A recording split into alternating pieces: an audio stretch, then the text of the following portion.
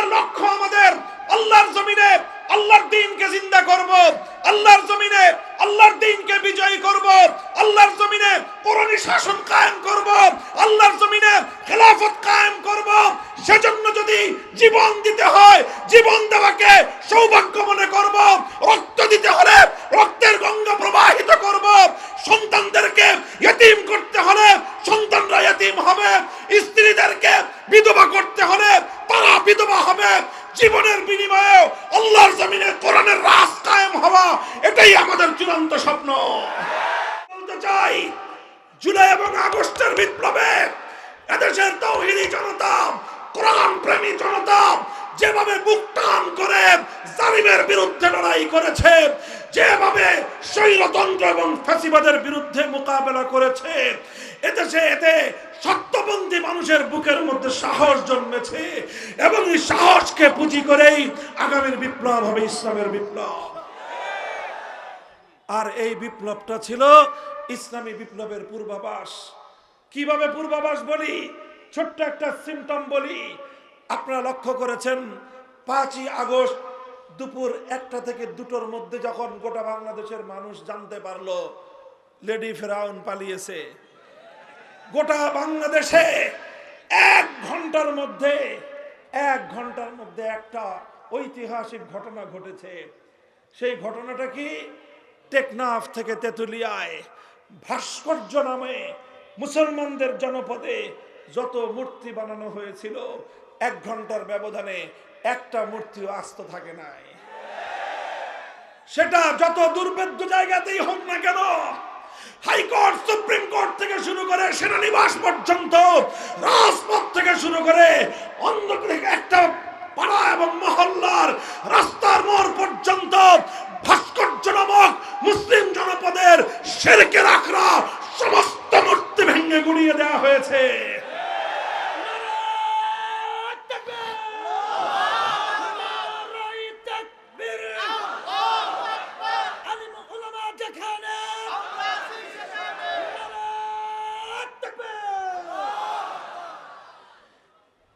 এটা বিপ্লবের সিম্পটম। কারা এই ভাস্কর্যগুলো ভেঙেছিল? বিপ্লবীরা। কথা বলেন ঠিক না বেঠিক? এ থেকে স্পষ্ট একটা বার্তা পাওয়া যায়। এখানে আবার কেউ এটা ভুল বুঝবেন না, আমরা কোনো হিন্দুদের মন্দিরের মূর্তি ভাঙি নাই। কথা বলেন ঠিক না বেঠিক? কোন হিন্দুদের, সংখ্যালঘুদের মন্দির, তাদের বাসা বাড়িতে রক্ষিত কোন একটা মূর্তির গায়ে ফুলের টোকাও দেওয়া হয় নাই। আবার মুসলমানদের জনপদে বানানো কোন ভাস্কর্য নামক মূর্তি একটা আস্ত রাখা হয় নাই। এই জায়গাটা থেকে ইসলামের সৌন্দর্য এবং ইসলামের বিধান পরিষ্কার হয়। মুসলমানরা নিজেদের জনপদে কোন মূর্তিকে বরদাস্ত করে না, কিন্তু অন্য ধর্মাবলম্বীদের ধর্মীয় কোন সংস্কৃতির উপর একটা ফুলের টোকাও দেয় না। এটাই হলো ইসলামের সাম্প্রদায়িক সম্প্রীতির নজির। কথা বলেন ঠিক কিনা?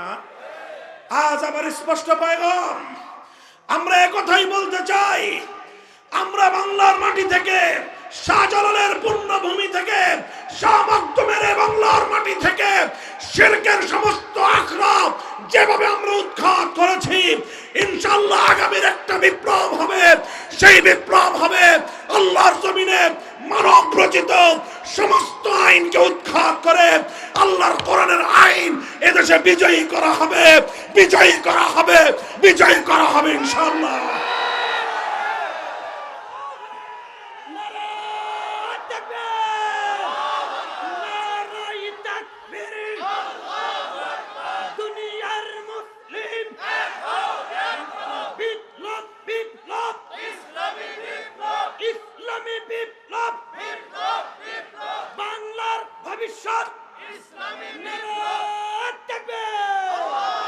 মুহতারাম হাজিরিন, আমরা আপনাদের কাছে এই পয়গাম পৌঁছে দিতে চাই, আপনারা এভাবে মসজিদ ভিত্তিক সমাজ তৈরি করুন।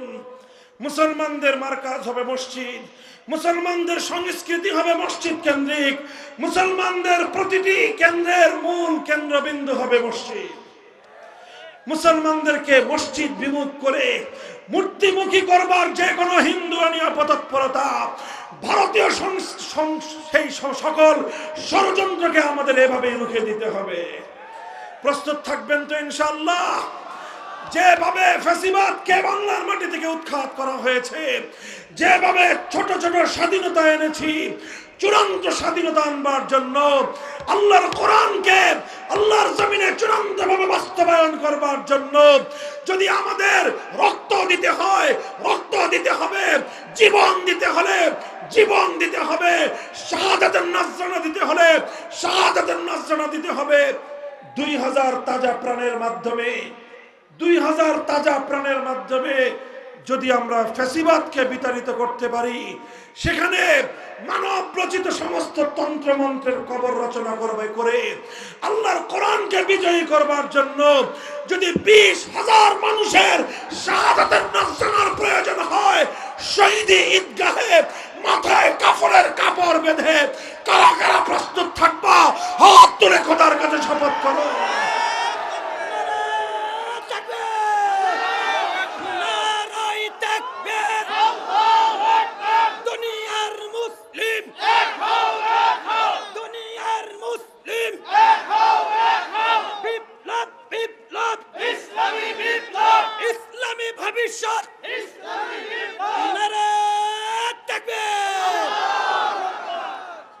এগুলা শুধু মুখের কথার কথা না, শপথ, অঙ্গীকার? কার সাথে? কার সাথে? কায়েম হওয়া, এটাই আমাদের চূড়ান্ত স্বপ্ন।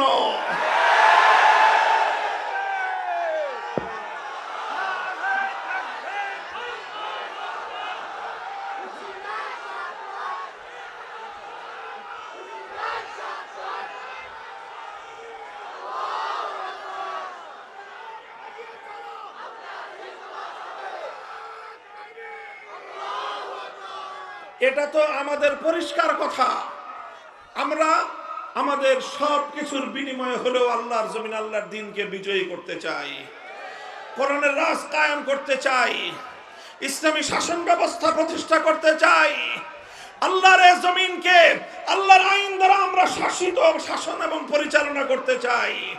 আল্লাহর পক্ষ থেকে আমাদেরকে যে খেলাফতের মহান জিম্মাদারি দেওয়া হয়েছে, সেই খেলাফতের দায়িত্বে সারা পৃথিবীতে আমরা আল্লাহ পাক রব্বুল আলামিনের খেলাফতের সোনালী শাসন ফিরিয়ে আনতে চাই। আমাদের এই কথার মধ্যে কোনো রাগঢাক নাই, কোনো রাগঢাক নাই, কোনো গোপনীয়তার কিছু নাই। এটা আমাদের ওপেন চ্যালেঞ্জ, আমরা এটাই করতে চাই। কাজেই আমরা কোরআনের জন্য জীবন দিতে প্রস্তুত। আমরা কোরআনকে তেলাওয়াত করি, আমরা আল্লাহর কোরআনকে জানার চেষ্টা করি, কোরআনের জ্ঞান অর্জন করার চেষ্টা করি, কোরআনের আহ্বান মানুষের কর্ণকুহরে পৌঁছে দেওয়ার পয়গাম নিয়ে আমরা দুনিয়াতে ফেরি করি এবং আল্লাহর কোরআনের সমাজ বিনির্মাণ করবার জন্য, কোরআনের রাজ গড়বার জন্য আমরা আমাদের জীবনকে বাজি লাগাই। এটা আমাদের স্বপ্ন, এটা আমাদের সাধনা, এটাই আমাদের জীবন, এটাই আমাদের মরণ। তো কাজেই এটা আমাদের ব্যবসা না, এটা আমাদের জীবন। আল্লাহর কোরআন কায়েম করার রাজনীতি করা আমাদের ব্যবসা নয়, এটা আমাদের জীবন, এটাই আমাদের সাধনা। এটার জন্যই আমরা বাঁচি, এটার জন্যই আমরা মরতে চেষ্টা করি।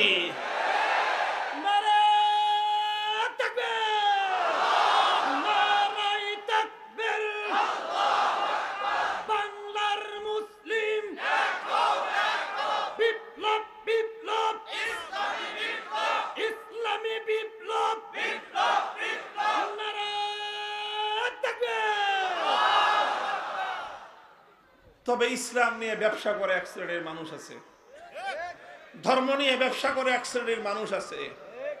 এরা কারা? ধর্ম নিয়ে ব্যবসা করে তারা নির্বাচন আসলে যারা মাথায় পট্টি বাঁধে, নির্বাচন আসলে যারা হাতে তসবিহ নেয়, নির্বাচন আসলে যারা মাথায় টুপি পরে মসজিদের মধ্যে গিয়ে মুসল্লিদের সঙ্গে কোরআনের পক্ষে থাকবার জন্য প্রত্যয় ব্যক্ত করে, আবার নির্বাচনের মাধ্যমে মানুষের ভোটটাকে ধোঁকা দিয়ে আদায় করবার পর, নির্বাচিত হয়ে যাওয়ার পর আল্লাহর কোরআনের বিরুদ্ধে যারা আইন তৈরি করে। ধর্ম নিয়ে ব্যবসা তারা করে যারা কোরআনের কথা বলে ক্ষমতায় আসবার পর আল্লাহর কোরআনকে উৎখাত করার জন্য তারা আইন তৈরি করে, রাজনীতি করে। আমরা ধর্ম নিয়ে ব্যবসা করি না, আমরা ধর্মের রাজনীতি করি। আমরা ইসলাম নিয়ে ব্যবসা করি না, আমরা ইসলামের রাজনীতি করি। এই কথাটা আমি অত্যন্ত আন্তরিকতার সাথে আওয়ামী লীগের অবশিষ্ট নেতাকর্মীদেরকে বলবো, আগামী দিনে যদি বাংলাদেশে রাজনীতি করতে হয় আপনাদের এই মনোভাব এবং এই দৃষ্টিভঙ্গি পরিবর্তন করবেন। যে ইসলামী রাজনীতিকে ধর্ম ব্যবসা বলা হয় না, ধর্ম ব্যবসা বলা হয় যারা ধর্ম করে না, যারা ইসলামকে মানে না, অথচ ইসলামকে তারা মানুষের সামনে নিজের অচল মালকে পরিচালিত করবার জন্য, নিজের অবৈধ উদ্দেশ্য চরিতার্থ করার জন্য ইসলামের নামকে যারা স্বার্থ হিসেবে ব্যবহার করে, তারা ধর্ম নিয়ে ধর্মের ব্যবসা করে। এই কথাটা বললাম এই জন্য যে এই যে জায়গাতে আমাদের সঙ্গে যে তাদের বিরোধ, এই বিরোধ যতদিন পর্যন্ত তারা তাদের এই জায়গাটাকে, তাদের এই দৃষ্টিভঙ্গিকে সংশোধন না করবে, আমাদের সঙ্গে আপোষ হওয়ার কোনো সুযোগ নাই। এই প্রসঙ্গে সর্বশেষ কথা হলো আমার এই আওয়ামী লীগের সঙ্গে রাজনীতি করতে করতে এই সমস্যা আস্তে আস্তে ধীরে ধীরে বিএনপির রাজনীতি যারা করেন তাদের মধ্যে সংক্রমিত হইতেছে। আমি পরিষ্কার পয়গাম দিয়ে দিতে চাই, পরিষ্কার এক বার্তা আমাদের পক্ষ থেকে দিয়ে দিতে চাই। যদি আমাদের রাজনৈতিক দর্শন নিয়ে, আমাদের কোনো পদক্ষেপ নিয়ে, আমাদের কোনো ভূমিকা নিয়ে আপনাদের কোনো আপত্তি থাকে সমালোচনা করবেন, কিন্তু ইসলামী রাজনীতিকে ধর্ম ব্যবসা বলে কটাক্ষ যেন আপনাদের কেউ না করে। যদি আপনাদের কোনো নেতা, আপনাদের কোনো দায়িত্বশীল ইসলামী রাজনীতিকে যদি ধর্ম ব্যবসা বলে কটাক্ষ করার চেষ্টা করে, আপনাদের সঙ্গে আওয়ামী লীগের মতো আচরণ করতে আমরা দুইবার ভাববো না।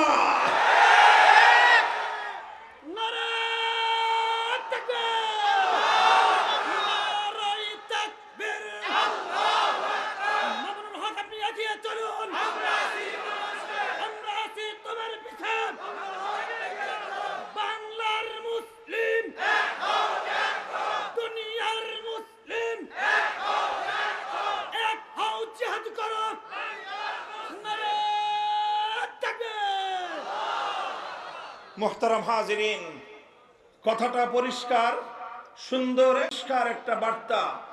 আমি বাংলাদেশে যারা ইসলাম বিরোধী রাজনীতি যারা করেন অথবা অন ইসলামিক রাজনীতি যারা করেন তাদের প্রতি আমাদের পরিষ্কার বার্তা।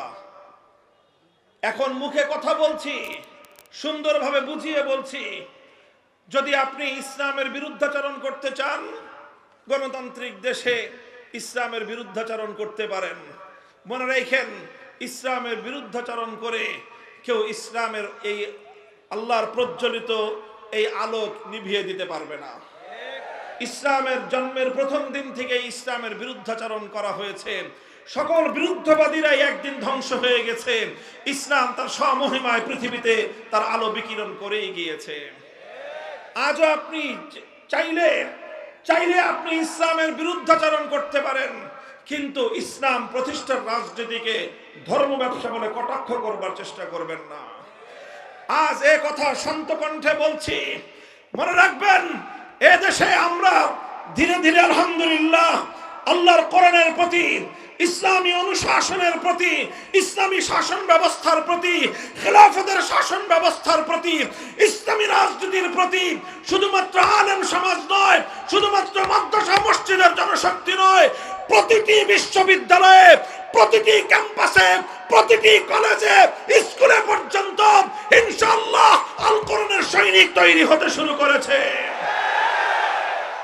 আমরা ইসলামী রাজনীতির আহ্বান সমাজের প্রতিটি মানুষের কাছে পৌঁছে দিতে চাই। সমালোচনা করতে হয় করবেন, ইসলামী রাজনীতিকে ধর্ম ব্যবসা বলে আখ্যায়িত করবার, ইসলামী রাজনীতিকে ধর্ম ব্যবসা বলে কটাক্ষ করার এই আস্পর্ধা বাংলার মাটিতে বেশি দিন বরদাস্ত করা হবে না। ইসলামী রাজনীতির বিরুদ্ধে কেউ যদি কটাক্ষ করে, সরাসরি ইসলামের অবমাননা। যেমনি ভাবে ইসলামের যে কোনো বিধানকে কটাক্ষ করলে ইসলামের অবমাননা হয়, ইসলামের যে কোনো বিধানকে কটাক্ষ করলে আল্লাহর অবমাননা হয়, ঠিক তদ্রূপ ইসলামী রাজনীতিকে কটাক্ষ করলে আল কোরআনের অবমাননা হয়। ইসলামী রাজনীতিকে কটাক্ষ করলে আল্লাহর অবমাননা হয়, ইসলামী রাজনীতিকে কটাক্ষ করলে ইসলামী শরীয়তের অবমাননা হয়, ইসলামী রাজনীতিকে কটাক্ষ করলে আল্লাহর জমিনে ইসলামী রাজনীতির প্রবর্তক নবী মুহাম্মদ আরবীর কটাক্ষ এবং অবমাননা করা হয়। সাবধান, হুঁশিয়ার, এটা ঈমানের সঙ্গে জড়িত একটা প্রশ্ন। আল্লাহ পাক রব্বুল আলামিন সকলকে বুঝবার তৌফিক দান করেন। আমি কোরআনে কারীমের যে আয়াত তেলাওয়াত করেছিলাম সেই আয়াতের আলোচনার দিকে যেতেই পারলাম না, দীর্ঘ আলোচনা আমি করব না। কোরআনে কারীমের সূরাতুন নিসার মধ্যে ৬০ নম্বর আমার তেলাওয়াতকৃত আয়াতে আল্লাহ পাক রব্বুল আলামিন একটি প্রশ্ন রেখেছেন। বিস্ময়কর, বিস্ময়াভিভূত হয়ে বিস্ময়ের সঙ্গে আল্লাহ পাক রব্বুল আলামিন আশ্চর্য বোধ করে একটি প্রশ্ন রেখেছেন।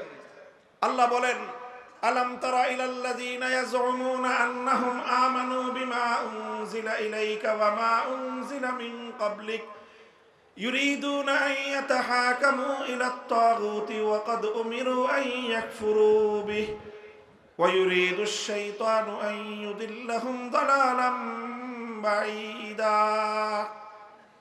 আল্লাহ বলেন যে তোমরা কি দেখেছো এক শ্রেণীর মানুষ এমন রয়েছে, তোমরা কি লক্ষ্য করো যে কিছু মানুষ এমন রয়েছে ইয়াজউমুনা আন্নাহুম আমানু, তারা দাবি করে যে তারা নাকি ঈমানদার। তারা কি দাবি করে? কি দাবি করে? তারা নিজেদেরকে ঈমানদার বলে দাবি করে। ইয়াজউমুন অর্থই হলো ইয়াদউন, তারা নিজেদেরকে ঈমানদার বলে দাবি করে। অথচ আল্লাহর কোরআন বলতেছে, অথচ ইউরিদুনা আন ইয়াতাহাকামু ইলাত তাগুত ওয়া ক্বাদ উমিরু আন ইয়াকফুরু বিহি, নিজেদেরকে তারা ঈমানদার বলে দাবি করে, অথচ তারা তাগুতের কাছে বিচার চায়, তারা তাগুতের কাছে ফয়সালা জানতে চায়, তারা তাগুতের সিদ্ধান্ত জানতে চায়। অথচ আল্লাহর পক্ষ থেকে সমস্ত মানব জাতিকে স্পষ্ট বার্তা দিয়ে দেওয়া হয়েছে যে তোমরা তাগুতকে অস্বীকার করো। কোরআনে কারীমের এই আয়াত, সূরাতুন নিসার এই আয়াত স্পষ্ট ভাষায় মানব জাতির কাছে একটা বার্তা তুলে ধরে। সেই বার্তাটা হলো এই, যারা তাগুতকে বিশ্বাস করে, যারা তাগুতের সিদ্ধান্ত মানবার জন্য প্রস্তুত হয়, তারা আর কিছু হলেও হতে পারে, হাজি হতে পারে, গাজী হতে পারে, পাজি হতে পারে, কিন্তু ঈমানদার হতে পারে না। আল্লাহর কোরআনের বার্তা হলো এই যে তুমি তাগুতের কাছে ফয়সালা চাইবা, তাগুতের কাছে সিদ্ধান্ত জানতে চাইবা, তাগুতের বিচার মানবা, আবার নিজেকে ঈমানদারও মনে করবা। এই দুটো কোশ্চিন কেন একত্রিত হতে পারে না। কোরআনে কারীমের বহু আয়াত একইভাবে আল্লাহ পাক রব্বুল আলামিন তাগুতের প্রতি ঈমানদারদেরকে চূড়ান্তভাবে তাগুতকে বর্জন করতে বলা হয়েছে। সূরাতুল বাকারার মধ্যে আল্লাহ পাক রব্বুল আলামিন স্পষ্ট ভাষায় বলেছেন, আল্লাহ পাক রব্বুল আলামিন কোরআনে কারীমের বিভিন্ন জায়গায় তাগুত সম্পর্কে পরিষ্কার বার্তা দিয়েছেন। আল্লাহ বলেছেন, আল্লাযীনা আমানু ইউকাতিলুনা ফী সাবিলিল্লাহ ওয়াল্লাযীনা কাফারু ইউকাতিলুনা ফী সাবিলিত তাগুত। আল্লাহ বলেন, যারা ঈমানদার তারাও লড়াই করে, যারা বেঈমান তারাও লড়াই করে। ঈমানদাররা লড়াই করে আল্লাহর পথে, বেঈমানরা লড়াই করে তাগুতের পথে। সুতরাং আল্লাহর পথ হলো ভিন্ন, তাগুতের পথ হলো ভিন্ন। আলো এবং অন্ধকার যেমন একাকার হতে পারে না, আসমান আর জমিন যেমন একত্রিত হতে পারে না, ঠিক তেমনি ভাবে আল্লাহর উপর বিশ্বাস এবং তাগুতের উপর আস্থা বিশ্বাস, এই দুটো কোশ্চিন কেন একত্রিত হতে পারে না। যদি আপনি আমি ঈমানদার হতে চাই, মুমিন হতে চাই, তাহলে পরিষ্কার আল্লাহর কোরআন পরিষ্কার সাফ সাফ আমাদেরকে বলে দিয়েছে যে তোমাদেরকে আল্লাহর উপর ঈমানদার হতে হবে, আল্লাহর উপর বিশ্বাসকে অটল এবং অবিচল রাখতে হবে, একই সঙ্গে তাগুতকে তোমার অস্বীকার করতে হবে। তুমি যদি তাগুতকে অস্বীকার করতে না পারো তাহলে তুমি তোমার ঈমান কোশ্চিনকালেও আল্লাহর নিকট গ্রহণযোগ্য হতে পারে না। প্রশ্ন আসতে পারে তাগুত কাকে বলা হয়? খুব সংক্ষিপ্ত আলোচনার মাধ্যমে আমি আপনাদের সম্মুখে তাগুতের সংক্ষিপ্ত পরিচয় তুলে ধরব, এটাই আমার আলোচনার সর্বশেষ পয়েন্ট। মুহতারাম হাজিরিন, যুগে যুগে কোরআনে কারীমের যত মুফাসসিরিনগণ তাফসীর লিখেছেন, কোরআনে কারীমের তাফসীর করেছেন, তারা সকলেই তাগুতের পরিচয় তুলে ধরেছেন। সকল মুফাসসিরিনদের আলোচনাকে যদি একত্রিত করা হয়, তাগুত সম্পর্কে মুফাসসিরিনগণ যেই ব্যাখ্যা, যেই বিশ্লেষণ, তাগুতের যেই ডেফিনিশন এবং তার যে সংজ্ঞা তুলে ধরেছেন, তার সারমর্ম হলো এই: তাগুত কাকে বলা হয়? তাগুত বলা হয় আল্লাহ পাক রব্বুল আলামিনের জন্য যেই স্থান, যেই আসন নির্ধারিত, আল্লাহর জন্য যেই মর্যাদাটা নির্ধারিত, আল্লাহর জন্য নির্ধারিত আসন যদি কোনো গায়রুল্লাহকে দেওয়া হয়, কোনো গায়রুল্লাহকে যদি আল্লাহর জন্য নির্ধারিত আসনে বসানো হয়, সেই গায়রুল্লাহকেই বলা হয় তাগুত। কথা বোঝা গেল? যেমন ছোট্ট একটা দৃষ্টান্ত দেই, আপনারা প্রশ্নের জবাব দিয়ে দৃষ্টান্তটা বুঝতে সহজ হবে। বলেন তো, এই মহাবিশ্বের মধ্যে ইবাদতের উপযুক্ত একমাত্র কে? আরো জোরে বলেন, মহাবিশ্বের মধ্যে ইবাদতের উপযুক্ত একমাত্র কে? আল্লাহ।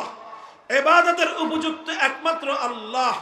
এখন এই আল্লাহর জন্য যেই ইবাদত, সেই ইবাদত যদি আল্লাহর জন্য না করে কোনো গায়রুল্লাহর জন্য কেউ ইবাদত করে, তাহলে যেই গায়রুল্লাহর জন্য ইবাদত করা হবে সেই গায়রুল্লাহকেই বলা হয় তাগুত।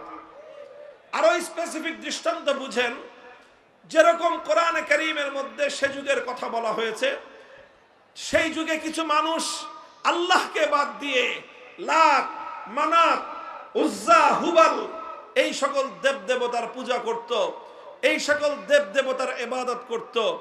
ইবাদতের উপযুক্ত একমাত্র কে? জোরে বলেন, কে? যখনই কোনো মানুষ আল্লাহকে বাদ দিয়ে লাত, মানাত, উজ্জা, হুবাল দেবতার ইবাদত করলো, তখন লাত, মানাত, উজ্জা, হুবাল এই দেবতাগুলোকে আল্লাহর জন্য নির্ধারিত আসনে সমাসীন করা হলো। আল্লাহর জন্য নির্ধারিত আসনে সমাসীন যাকেই করা হয় তাকেই তাগুত বলা হয়। যখন কেউ লাতকে পূজা করে তখন লাতকে বলা হয় তাগুত। যখন কেউ মানাতকে পূজা করে মানাতকে বলা হয় তাগুত। যখন কেউ উজ্জা বা হুবালকে পূজা করে তখন উজ্জা বা হুবালকেই বলা হয় তাগুত। বর্তমান যুগের মানুষ লাত, মানাত, উজ্জা, হুবালের পূজা করে না। আজকের যুগের কিছু মানুষ তারা সরস্বতীর পূজা করে, আজকের যুগের কিছু মানুষ দুর্গার পূজা করে, আজকের যুগের কিছু মানুষ তারা কালীর পূজা করে, আল্লাহকে বাদ দিয়ে বিভিন্ন দেবদেবতার পূজা করে। যখনই কোনো মানুষ আল্লাহকে বাদ দিয়ে কোনো দেবদেবতাকে পূজা করলো, আল্লাহকে বাদ দিয়ে দুর্গার ইবাদত করলো, তখন দুর্গাকে বলা হয় তাগুত। আল্লাহকে বাদ দিয়ে সরস্বতীর ইবাদত করলো, সরস্বতীকে বলা হয় তাগুত। আল্লাহকে বাদ দিয়ে কালীর ইবাদত করলো, কালীকে বলা হয় তাগুত। অর্থাৎ যে আসন একমাত্র আল্লাহর জন্য নির্ধারিত, সেই আসনে যদি কোনো গায়রুল্লাহকে বসানো হয় সেই গায়রুল্লাহকেই বলা হয় তাগুত। তাগুতের পরিচয় বুঝতে পারলেন? এতক্ষণ পর্যন্ত আমি যেই তাগুতের কথা বললাম এটা হলো ইবাদতের ক্ষেত্রে তাগুত। ঈমানের জন্য অপরিহার্য জরুরি বিষয় হলো প্রত্যেকটা মুমিনকে, প্রত্যেক ব্যক্তিকে একত্ববাদ তথা তাওহীদকে বিশ্বাস করতে হবে। তাওহীদ হলো ঈমানের সবচেয়ে গুরুত্বপূর্ণ বুনিয়াদ। ঈমানের সবচেয়ে গুরুত্বপূর্ণ বুনিয়াদ কি বললাম? বলেন কি? তাওহীদ। তাওহীদ মানে কি? একত্ববাদ। তাওহীদ মানে কি? একত্ববাদ। এই একত্ববাদের একটা অংশ হলো তাওহীদ ফিল ইবাদাহ। ইবাদতের মধ্যে আল্লাহর একত্ববাদকে মানতে হবে। ইবাদতের একমাত্র উপযুক্ত কে? জোরে বলেন, ইবাদতের একমাত্র উপযুক্ত কে? ইবাদতের উপযুক্ত একমাত্র আল্লাহকে বিশ্বাস করা। ইবাদতের উপযুক্ত একমাত্র আল্লাহকে স্বীকার করা, ইবাদতের উপযুক্ত একমাত্র আল্লাহকে মান্য করা, এটাকে বলা হয় তাওহীদ ফিল ইবাদাহ। আল্লাহকে বাদ দিয়ে যখন কোনো গায়রুল্লাহর ইবাদত করা হয়, এটাই হলো শিরক। আর যেই গায়রুল্লাহর ইবাদত করা হলো তাকেই বলা হয় তাগুত। ইবাদতের মধ্যে যেরকম তাওহীদকে বিশ্বাস করতে হয়, ঠিক তাওহীদের আরেকটা গুরুত্বপূর্ণ অংশ হলো তাওহীদ ফিল হাকিমিয়াহ। হাকিমিয়াতের অর্থ হলো এই আসমান এবং জমিন সহ মহাবিশ্বের মধ্যে মাখলুকাতের জন্য, সকল সৃষ্টি জগতের জন্য আইন তৈরি করবার, বিধান তৈরি করবার একমাত্র অধিকার কার? চিৎকার করে বলেন, এই মহাবিশ্বের মধ্যে আইন এবং বিধান তৈরি করবার চূড়ান্ত ক্ষমতা একমাত্র কার? এই মহাবিশ্বের মধ্যে ইবাদতের উপযুক্ত একমাত্র কে? ইবাদতের উপযুক্ত যেমন একমাত্র আল্লাহ, ঠিক তদ্রূপ মহাবিশ্বের মধ্যে আইন এবং বিধান তৈরি করবার একমাত্র অধিকার কার? একমাত্র অধিকার হলো আল্লাহর।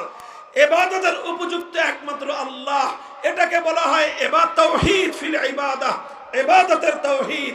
ঠিক তদ্রূপ আইন এবং বিধান তৈরি করবার ক্ষেত্রে চূড়ান্ত ক্ষমতা একমাত্র আল্লাহর, এটাকে বলা হয় তাওহীদ ফিল হাকিমিয়াহ, অর্থাৎ আইন তৈরি করবার, বিধান তৈরি করবার তাওহীদ। এবার আমি আপনাদেরকে জিজ্ঞাসা করি, কোন একজন মানুষ যদি আল্লাহরও ইবাদত করে আবার দুর্গারও পূজা করে, লোকটা ইমানদার না বেঈমান? একজন মানুষ 24 ঘন্টার মধ্যে 23 ঘন্টা 55 মিনিট আল্লাহর ইবাদত করলো, শুধুমাত্র 5 মিনিটের জন্য কোন গায়রুল্লাহর ইবাদত করলো, কোন দেবতার পূজা করলো, আপনারা বলেন দেখি লোকটা ইমানদার না বেঈমান? কারণ কি? সে তো 23 ঘন্টা 55 মিনিট অথবা 23 ঘন্টা 59 মিনিট সে একমাত্র আল্লাহর ইবাদত করলো, আর একটা মিনিট শুধুমাত্র আল্লাহকে বাদ দিয়ে কোন গায়রুল্লাহর ইবাদত করলো। এরপরে কি লোকটা ইমানদার থাকতে পারে? কেন থাকতে পারবে না? কারণ ঈমানের সঙ্গে কোন শিরক গ্রহণযোগ্য হতে পারে। মুহতারাম হাজিরিন, কথাটা এই জায়গায় একটু লক্ষ্য করে বুঝুন, একটু মনোযোগ দিয়ে বুঝার চেষ্টা করুন। বড় এক ভয়াবহ বিপদের মধ্যে মুসলিম উম্মাহকে নিমজ্জিত করে দেয়া হয়েছে। ইসলামী রাজনীতি নিয়ে কোন কথা বলি, রাজনৈতিক বিষয় নিয়ে জন্যই কথা বলি, কারণ রাজনৈতিক কুফরি মতবাদের মাধ্যমে লক্ষ কোটি মুসলমানদের ঈমানকে যেভাবে হরণ করা হচ্ছে, অন্য কোন কার্যকলাপের মাধ্যমে এই পরিমাণ মুসলমানের ঈমান হরণ হয় না। বন্ধুগণ, আমার বাংলাদেশের কোন একজন মুসলমান 1 মিনিটের জন্য, 1 মুহূর্তের জন্য কোন একটা দেবতার পূজা করবে, কোন মুসলমান সেটা দেখে বরদাস্ত করতে পারে না। কারণ প্রত্যেকটা মুসলমান এই কথা জানে যে ইবাদতের একমাত্র উপযুক্ত হলো আল্লাহ। আল্লাহকে বাদ দিয়ে কোন গায়রুল্লাহর যদি পূজা করা হয়, তাহলে 1 মুহূর্তের জন্য কোন গায়রুল্লাহর ইবাদত করলে একজন মানুষ আর কিছু হলেও হতে পারে, ঈমানদার থাকতে পারে না। কিন্তু বড় দুঃখ এবং পরিতাপের বিষয়, ইবাদতের উপযুক্ত যেরকম একমাত্র আল্লাহ, ওই এক আল্লাহকে বাদ দিয়ে গায়রুল্লাহর ইবাদত করলে যেরকম মানুষের ঈমান থাকে না, ঠিক তদ্রূপ মানব জাতির জন্য, বিশ্বের জন্য, গোটা মাখলুকাতের জন্য আইন এবং বিধান তৈরি করবার একমাত্র অধিকার কার? এটাও তো তাওহীদ, এটাও তো আল্লাহর একত্ববাদ। অথচ অসংখ্য অগণিত মানুষ ইসলামের নাম ধারণ করে, অসংখ্য অগণিত মানুষ 5 ওয়াক্ত নামাজ পড়ে, অসংখ্য অগণিত মানুষ বছর বছর হজ করে, প্রতি বছর রোজা রেখে, অসংখ্য অগণিত মানুষ মাথায় টুপি পরে, মুখে দাড়ি রেখে, তারা তাওহীদ ফিল হাকিমিয়ার বিশ্বাসকে লঙ্ঘন করে আল্লাহর আইনের জায়গায় গায়রুল্লাহর আইনকে সমান মর্যাদা দিয়ে তারা তাদের ঈমানকে ধ্বংস করে বেঈমান আর মুশরিকে পরিণত হচ্ছে। এই বিষয়ে কোনো কথা নাই। এই বিষয়ে কথা বলতে গেলেই আমাদের টুটি চেপে ধরবার চেষ্টা করা হয়। এই বিষয়ে মুসলমানদেরকে সতর্ক করতে গেলেই বলে যে হুজুররা ওয়াজের মাঠে রাজনীতি করবেন না। আমরা তো রাজনীতি করতে চাই নাই, কিন্তু যখন আমরা দেখি রাজনীতির মাধ্যমে সরল প্রাণ মুসলমানদের ঈমান হরণ করা হয়, তখন সেই কুফরি রাজনীতির বিরুদ্ধে কথা বলা আলেমদের ফরজ। সেই কুফরি রাজনীতির বিরুদ্ধে তখন কথা বলা, উম্মতকে সতর্ক করা প্রত্যেকটা ঈমানদার আলেমের দায়িত্ব এবং কর্তব্য হয়ে দাঁড়ায়। মুহতারাম হাজিরিন, এই কথা অনেক লম্বা দীর্ঘ একটা আলোচনার বিষয়। রাত গভীরে এত সূক্ষ্ম বিষয় দীর্ঘ আলোচনা করবার কোনো সুযোগ আমার নাই। আমি শুধু আল্লাহর পয়গম্বরের একটি হাদিসের উদ্ধৃতি দিচ্ছি আপনাদেরকে, বিষয়টা একটু বোঝানোর জন্য। লক্ষ্য করে বুঝেন, এরপরে আলোচনা সমাপ্ত হবে। হযরতে আদী ইবনে হাতেম রাদিয়াল্লাহু তাআলা আনহু আল্লাহর নবীর একজন জলিলুল কদর সাহাবী, অতি উচ্চ মর্যাদা সম্পন্ন একজন সাহাবী। নাম হলো তার আদী, তার বাবার নাম হাতেম তাই। আমরা হাতেম তাইয়ের নাম শুনেছি, বিশ্ববিখ্যাত, পৃথিবীর মধ্যে একজন দানবীর। আজও পর্যন্ত পৃথিবীতে দান এবং মানুষকে উপকার করার ক্ষেত্রে এক কিংবদন্তি নাম হলো হাতেম তাই। এই হাতেম তাইর ছেলে ছিলেন আদী ইবনে হাতেম। আদী ইবনে হাতেম তিনি তার গোত্রের একজন সর্দার ছিলেন, প্রধান ছিলেন। তারা খ্রিস্টান জাতি ছিলেন। সেই আদী ইবনে হাতেম আল্লাহর নবীর কাছে আসলেন নবীজির সঙ্গে দেখা করতে। নবীজির কাছে এসে দেখেন যে আল্লাহর নবী কোরআনে কারীমের সূরাতুল বারাতের আয়াত তেলাওয়াত করতেছেন। ইত্তাখাযু আহবারাহুম ওয়া রুহবানাহুম আরবাবাম মিন দুনিল্লাহ, ইত্তাখাযু আহবারাহুম ওয়া রুহবানাহুম আরবাবাম মিন দুনিল্লাহ। আল্লাহ পাক রব্বুল আলামিন কোরআনে কারীমের মধ্যে খ্রিস্টানদের সম্পর্কে একটা অভিযোগ করেছেন। অভিযোগটা হলো, খ্রিস্টানরা তাদের মধ্যকার দুই শ্রেণীর মানুষ। এক হলো আহবার, অর্থাৎ তাদের মধ্যে যারা জ্ঞানী সম্প্রদায়, আরেক হলো তাদের রুহবান, তাদের মধ্যে যারা পাদ্রী সম্প্রদায়। তাদের জ্ঞানী এবং তাদের পাদ্রী, এই দুই শ্রেণীর মানুষকে তারা রব বলে গ্রহণ করে নিয়েছে, আল্লাহকে বাদ দিয়ে। এটা হলো খ্রিস্টানদের ধর্মবিশ্বাস। যখন আল্লাহর নবী কোরআনের এই আয়াত শুনলেন, এই আয়াত তেলাওয়াত করলেন, আদী ইবনে হাতেম আল্লাহর নবীর কাছে প্রশ্ন করলেন যে, ইয়া রাসূলুল্লাহ, আপনার কোরআনের মধ্যে, আপনাদের ধর্মগ্রন্থে আমাদের খ্রিস্টানদের সম্পর্কে যে অভিযোগটা করা হয়েছে, সেই অভিযোগটা তো অবাস্তব। আল্লাহর নবী বললেন, কিভাবে অবাস্তব? বললেন, আমরা তো কোনোদিন কোনো খ্রিস্টান, আমাদের কোনো জ্ঞানীকে আমরা রব বলি নাই। আমরা তো কোনোদিন আমাদের কোনো জ্ঞানী ব্যক্তির পূজা বা ইবাদত করি না। আমরা তো কোনোদিন আমাদের মধ্যকার কোনো পাদ্রীর পূজা করি না। আমরা তো কোনোদিন আমাদের কোনো পাদ্রীকে আমাদের রব বলে আমরা ঘোষণা করি নাই। তাহলে আপনি কেন বলছেন যে খ্রিস্টানরা তাদের পাদ্রী এবং তাদের জ্ঞানীদেরকে রব বলে গ্রহণ করে নিয়েছে? এই কথাটা তো খ্রিস্টানদের সম্পর্কে ঠিক নয়। আল্লাহর নবী তখন আদী ইবনে হাতেমকে পাল্টা প্রশ্ন করলেন, হে আদী, তুমি জবাব দাও। হে আদী, তুমি জবাব দাও যে তোমরা আলাস্তুম হাররামতুম মা হাররামুহু ওয়া আহলালতুম মা আহাল্লুহু। তুমি আমাকে একটা জবাব দাও, তোমাদের খ্রিস্টানদের মধ্যে এমন কোন রীতি আছে কিনা যে আল্লাহ পাক রব্বুল আলামিন কোন একটা জিনিসকে বৈধ বলেছেন, অথচ আল্লাহর সেই হালালকৃত বৈধ জিনিসটাকে তোমাদের জ্ঞানী এবং পাদ্রীরা মিলে যদি অবৈধ ঘোষণা করে দেয়, তখন খ্রিস্টান তোমরা সম্প্রদায়, তোমাদের জ্ঞানীদের, তোমাদের সুশীল সমাজ যখন সেটাকে অবৈধ বলল, আল্লাহ বৈধ বলেছেন, হালাল বলেছেন, তোমাদের সুশীলরা যখন সেটাকে হালাল অবৈধ বলে দেয়, তোমরা সেটাকে অবৈধ বলে মেনে নাও। আবার বিপরীতে আল্লাহ যেটাকে অবৈধ করেছেন, আল্লাহ যেটাকে হারাম করেছেন, তোমাদের জ্ঞানী সম্প্রদায়, পাদ্রী সম্প্রদায় মিলে সেটাকে যখন বৈধ বলে দেয়, তখন তোমরা সেটাকে বৈধ বলে মেনে নাও। এমন বিষয় খ্রিস্টানদের মধ্যে আছে কিনা? তখন আদী ইবনে হাতেম বললেন যে, হ্যাঁ ইয়া রাসূলুল্লাহ, এই ধরনের বিষয় তো খ্রিস্টানদের মধ্যে আছে। খ্রিস্টানদের মধ্যে এমন অহরহ ঘটনা ঘটে, যখন তাদের আল্লাহ প্রদত্ত কোনো বিধান, আসমানি শরীয়তের কোনো বিধান যখন তাদের পছন্দ হয় না, আল্লাহ যেটাকে বৈধ করলেন এটা তাদের পছন্দ হয় না, তখন তাদের পাদ্রীরা এবং তাদের জ্ঞানীরা মিলে সেটাকে অবৈধ ঘোষণা করে দেয়, আর খ্রিস্টান সম্প্রদায় সেটাকে অবৈধ বলে মেনে নেয়। আবার যখন আল্লাহ যেটাকে অবৈধ করেছেন সেটা তাদের করতে মনে চায়, তখন তাদের জ্ঞানী এবং তাদের পাদ্রী সম্প্রদায় বলে বসে তারা একটা আইন পাশ করে দেয় যে এখন থেকে এটা বৈধ। তখন গোটা খ্রিস্ট সম্প্রদায় সেটাকে বৈধ বলে মেনে নেয়। এই বিষয়টা আছে। আল্লাহ রসুল তখন বললেন ফাতিলকা ইবাদাতুহুম, হে আদি তুমি মনে রেখো কোনটা মানুষের জন্য বৈধ হবে, কোনটা অবৈধ হবে, কোনটা আইনসম্মত হবে, কোনটা বেআইনি হবে, সেটা নির্ধারণ করবার চূড়ান্ত ক্ষমতা একমাত্র আল্লাহর।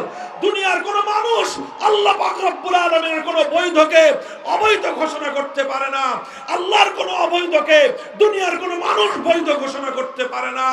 যে মানুষ আল্লাহর বৈধকে অবৈধ বলবে, যে মানুষ আল্লাহর অবৈধকে বৈধ বলবে, সে সরাসরি আল্লাহর সঙ্গে টক্কর দিল, সে আল্লাহর সঙ্গে বিরোধ করলো। এই পৃথিবীতে সে হলো সবচেয়ে বড় তাগুত। মুহতারাম হাজিরিন, বড় দুঃখ এবং পরিতাপের বিষয় হলো এই যে 1 মিনিটের জন্য আল্লাহর জায়গায় কোন গায়রুল্লাহর ইবাদত করলে কোন মানুষ ইমানদার থাকতে পারে না। এই কথা সবাই মানে, এই কথা সবাই বিশ্বাস করে। অথচ আজ পাশ্চাত্য রাজনীতি আমাদের সমাজের মধ্যে এমন এক ভয়ঙ্কর রাজনৈতিক দর্শন চাপিয়ে দিয়েছে, যেই রাজনৈতিক দর্শনের মাধ্যমে সমাজের কিছু নির্বাচিত মানুষ কোন একটা সংসদে বসে অথবা কোন একটা মন্ত্রণালয়ে বসে, মন্ত্রী পরিষদের বৈঠকে বসে আল্লাহর কোরআনের অসংখ্য আইনকে তারা পরিবর্তন করে দিচ্ছে, আল্লাহর কোরআনের বিধানকে তারা পরিবর্তন করে দিচ্ছে। আর হাজার হাজার লক্ষ লক্ষ মানুষ টুপি পরে নামাজ পড়ে, অথচ আল্লাহর কোন আইনকে যখন পরিবর্তন করে দেওয়া হয় তখন তারা সকলেই সেই মানুষের বানানো আইনকে আল্লাহর আইনের পরিবর্তে তারা মেনে নেয়। ও দোস্ত, পৃথিবীতে এর চেয়ে বড় শিরক আর কিছুই হতে পারে না। মুহতারাম হাজিরিন, আখেরি পয়গাম আপনাদের কাছে এটাই বলতে চাই, পৃথিবীতে মুসলমানদের মধ্যে অভিশাপ ছিল না। 600 বছর পর্যন্ত পৃথিবী মুসলমানরা শাসন করেছে। কোনদিন কোন মুসলিম জাতির মধ্যে এমন চিন্তাও কেউ করে নাই যে আল্লাহর আইনকে পরিবর্তন করে মানুষ কোন আইন তৈরি করতে পারে। সর্বপ্রথম মুসলমানদের মধ্যে অভিশাপ তৈরি হয়েছে। ওই অভিশাপ দেখা দিয়েছে চেঙ্গিস খানদের মাধ্যমে, হালাকু খানদের উত্তরসূরিদের মাধ্যমে। তাতারিরা চেঙ্গিস খানের উত্তরসূরি, সেই বর্বর তাতারি মঙ্গোলীয়রা যখন মুসলমানদের বাগদাদকে ধ্বংস করে, মুসলমানদের এলাকাগুলোকে দখল করে নেয়, সেই এলাকায় সর্বপ্রথম তারা আল্লাহর আইন উৎখাত করে আল্লাহর আইনের পরিবর্তে চেঙ্গিস খানের বানানো আইন দিয়ে তারা সমাজকে শাসন করতে আরম্ভ করে। সর্বপ্রথম মুসলমানদের উপরে অভিশাপ চাপিয়ে দেয় কারা? মঙ্গোলীয় তাতারিরা।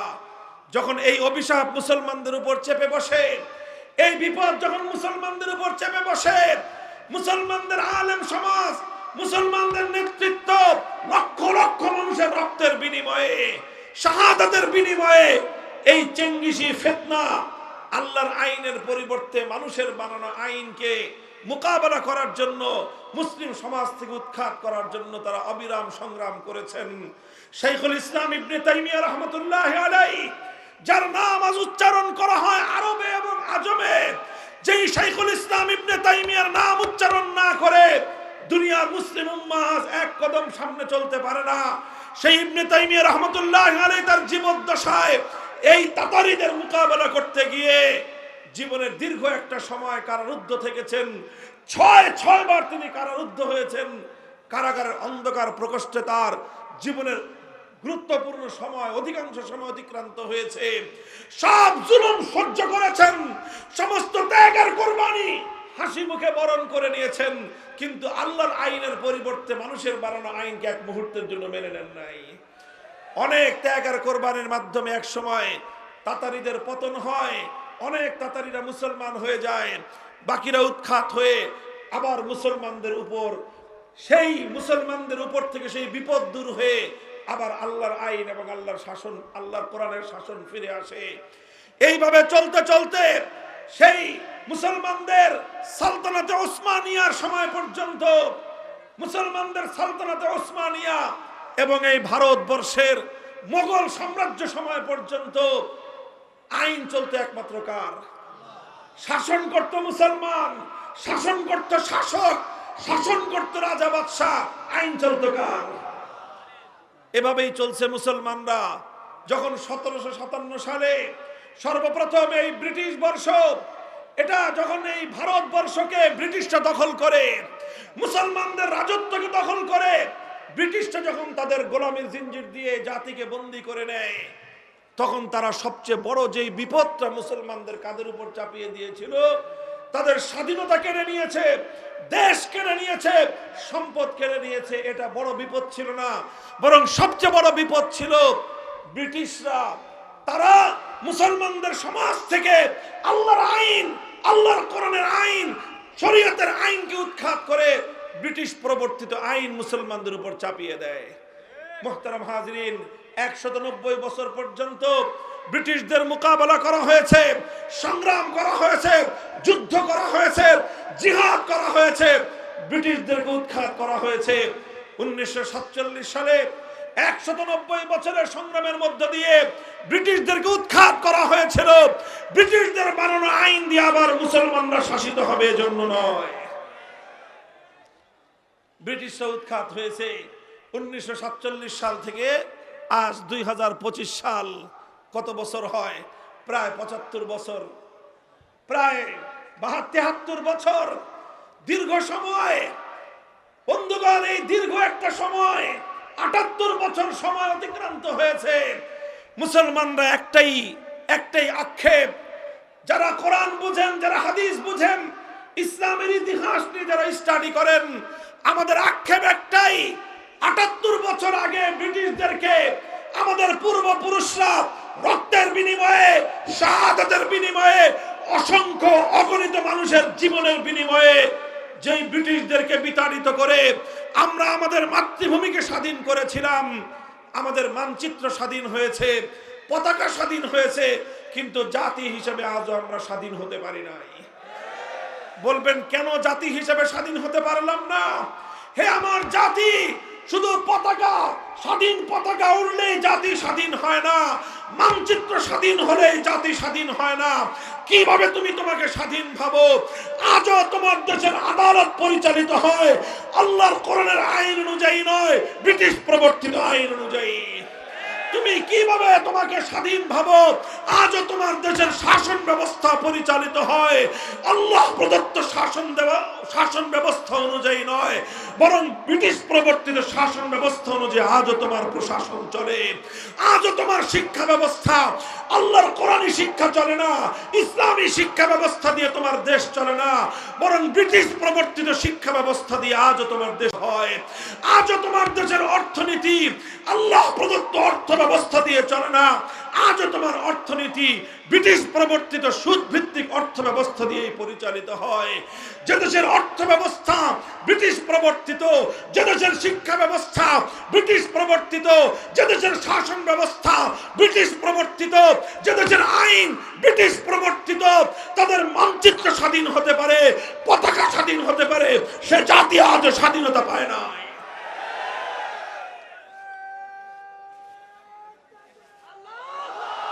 ভাই আমার আখেরি পয়গাম, জুলাই এবং আগস্ট বিপ্লবকে দ্বিতীয় স্বাধীনতা বললে কিছু মানুষ সহ্য করতে পারে না, অথচ জুলাই এবং আগস্টের বিপ্লবের মাধ্যমে প্রকৃত অর্থে বাংলার মানুষ নতুন করে স্বাধীনতা পেয়েছে। তবে আমি তার সঙ্গে যুক্ত করতে চাই, আমরা একবার 1947 সালে স্বাধীনতা পেয়েছিলাম ব্রিটিশের গোলামির শেকল থেকে, আরেকবার 71 সালে স্বাধীনতা পেয়েছিলাম পশ্চিম পাকিস্তানি স্বৈরাচারী খান পাঠানদের জুলুমের হাত থেকে, আবার 2024 সালে নতুন স্বাধীনতা পেয়েছি যুগের নব্য লেডি ফেরাউনের জুলুম এবং স্বৈরতন্ত্র থেকে। তবে শেষ যেই কথাটা, এই 3 স্বাধীনতার পরেও আজও আমরা পরিপূর্ণ স্বাধীনতা পাই নাই। বলবেন হুজুর 3টে স্বাধীনতা পাইলাম এরপরে পূর্ণ হয় নাই। আমি বলবো না, আজও আমরা পূর্ণ স্বাধীন হই নাই। হে মুসলমান, আমরা স্বাধীন, পূর্ণ স্বাধীন হব যেদিন আমার এই স্বাধীন মুসলমানের মাটি থেকে মানব রচিত সমস্ত আইন, সমস্ত শাসন তন্ত্র মন্ত্রকে বঙ্গোপসাগরে ভাসিয়ে দিতে পারবো। আলহামদুলিল্লাহ, জুলাই এবং আগস্ট বিপ্লবের মধ্য দিয়ে আমরা এখন নতুন করে সেই স্বপ্ন দেখতে শুরু করেছি। আলহামদুলিল্লাহ বলেন। কথা ঠিক না বেঠিক? বলবেন হুজুর জুলাই আগস্টে কি ইসলামী বিপ্লব হয়েছে? আমি বলবো যে না, জুলাই আগস্টে ইসলামী বিপ্লব হয় নাই, তবে ইসলামী বিপ্লবের পূর্বাভাস দেখা দিয়েছে। যেমন প্রতিদিন সকালবেলা যখন সূর্য উদিত হয়, সূর্য উদয়ের ঘন্টা দেড়েক আগে পূর্ব দিগন্তে সুবহে সাদেকের অভ্যুদয় ঘটে। কথা বলেন ঠিক না বেঠিক? আমরা যখন ফজরের নামাজের ওয়াক্ত হয়, ফজরের নামাজ পড়ি, তখন কিন্তু সূর্য উঠে না। সূর্য উঠে তখন সুবহে সাদেক হয়। সুবহে সাদেক হলে দুনিয়ার মানুষ বুঝে আর কিছুক্ষণ পরে সূর্যের উদয় হবে। সমস্ত পাখিরা গান গেয়ে উঠে, সমস্ত পশু পাখি তারা কিচির মিচির করে উঠে, তারা দুনিয়ার মানুষকে আগমনের বার্তা শোনাতে আরম্ভ করে, হে মানুষ আর ঘুমিয়ে থেকো না, কিছুক্ষণ পরেই পূর্ব দিগন্তে সূর্যের উদয় হবে, আলোয় আলোয় পৃথিবীটা উদ্ভাসিত হবে, রাতের অমানিস অন্ধকার দূর হয়ে যাবে। তুমি ঘুমিয়ে থেকো না, জেগে উঠো, নতুন আলোকে তুমি স্বাগত জানাও। এর নামই হলো সুবহে জাদিদ, এর নামই হলো সুবহে সাদেক। আমি বলতে চাই, জুলাই এবং আগস্টের বিপ্লবে এদেশের তাওহীদি জনতা, কোরআন প্রেমী জনতা যেভাবে বুক টান করে জালিমের বিরুদ্ধে লড়াই করেছে, যেভাবে স্বৈরতন্ত্র এবং ফ্যাসিবাদের বিরুদ্ধে মোকাবেলা করেছে, এদেশে এতে সত্যপন্থী মানুষের বুকের মধ্যে সাহস জন্মেছে, এবং এই সাহসকে পুঁজি করেই আগামীর বিপ্লব হবে ইসলামের বিপ্লব। আর এই বিপ্লবটা ছিল ইসলামী বিপ্লবের পূর্বাভাস। কিভাবে পূর্বাভাস বলি? ছোট্ট একটা সিম্পটম বলি। আপনারা লক্ষ্য করেছেন 5ই আগস্ট দুপুর 1টা থেকে 2টোর মধ্যে যখন গোটা বাংলাদেশের মানুষ জানতে পারলো লেডি ফেরাউন পালিয়েছে, গোটা বাংলাদেশে 1 ঘন্টার মধ্যে একটা ঐতিহাসিক ঘটনা ঘটেছে। সেই ঘটনাটা কি? টেকনাফ থেকে তেতুলিয়ায় ভাস্কর্য নামে মুসলমানদের জনপদে যত মূর্তি বানানো হয়েছিল, 1 ঘন্টার ব্যবধানে একটা মূর্তিও আস্ত থাকে নাই। সেটা যত দুর্ভেদ্য জায়গাতেই হোক না কেন, হাইকোর্ট, সুপ্রিম কোর্ট থেকে শুরু করে সেনানিবাস পর্যন্ত, রাজপথ থেকে শুরু করে অন্য একটা পাড়া এবং মহল্লার রাস্তার মোড় পর্যন্ত ভাস্কর্য নামক মুসলিম জনপদের শিরকের আখড়া সমস্ত মূর্তি ভেঙে গুড়িয়ে দেওয়া হয়েছে।